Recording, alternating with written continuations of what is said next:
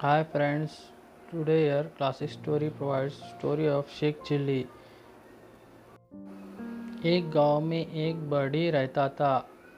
उसकी एक नौकरी एक चोर के बेटे की थी। वह डिंग मारने में बहुत अच्छा था।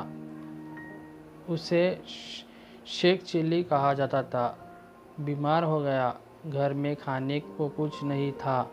अगले दिन माँ ने कहा, अब तुम कुछ काम करो। जंगल से केवल लकड़ियाँ और इससे बेचो ताकि तुम जीवन यापन कर सको। शेख चिली जंगल की राह ले गया।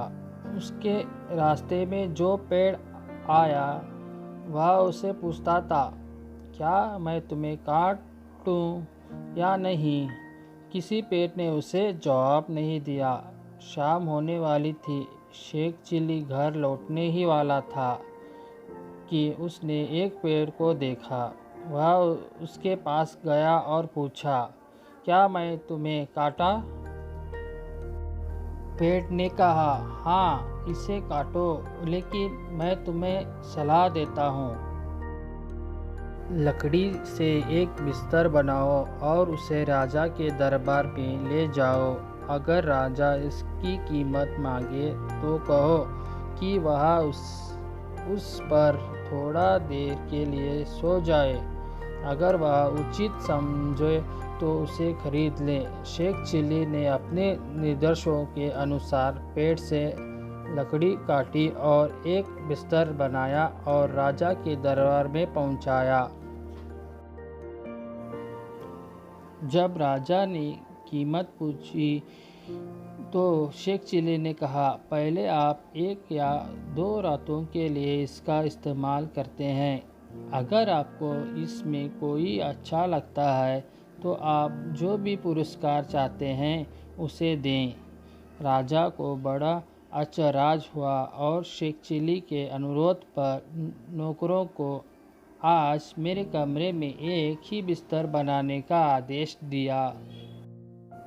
रात में राजा एक ही बिस्तर पर सोते थे और आधी रात को बिस्तर में संस्थायोपयोग में से एक ने कहा, आज राजा का जीवन खतरे में है। एक और ने कहा, वह कैसे है। तीसरे ने कहा, राजा के जूतों में एक काला सांप था। चौथे ने कहा, राजा को सुबह अपने जूतों अच्छे से हिलाने चाहिए। सुबह ठीक ऐसा ही हुआ। राजा को एक जूते में एक सांप था। उसने अपने जूते हिला दिए और सांप उसके पास से निकल गया और भाग गया। अगली रात जब राजा सो रहा था, पैर बात करना शुरू कर दिया। उनमें से एक ने कहा, बिस्तर रखो, मुझे कुछ समाचार इकट्ठा करने दो। तीनों पैर बिस्तर पकड़े हुए हैं। जब चौथा वापस आया तो उसने खबर दी कि राजा का मंत्री राजा को उखाड़ फेंकने की साजिश रच रहा था। फिर एक और मिल गया और खबर लाया कि राजा की पत्नी मंत्री के साथ मिलकर राजा को जहर देना चाहती थी। तीसरे पक्ष ने सुझाव दिया कि राजा को एक मंत्री नियुक्त करना चाहिए। चौथा पाया गया और खबर लाया कि राजा को सुबह दूध पीने के लिए जो दूध दिया जाएगा उसमें जहर होगा। राजा यह सब सुन रहा था। जब वह सुबह उठा और उसे दूध दिया गया तो उसने शराब नहीं पी बल्कि एक बिल्ली को खाना खिलाया। बिल्ली ने उसे पीते ही मर गई। इससे राजा को पता चल गया कि उसके मंत्री और उसकी पत्नी दोनों एक साथ अपना जीवन समाप्त करना चाहते हैं। राजा ने मंत्री को हटा दिया और रानी को महल से निकाल दिया।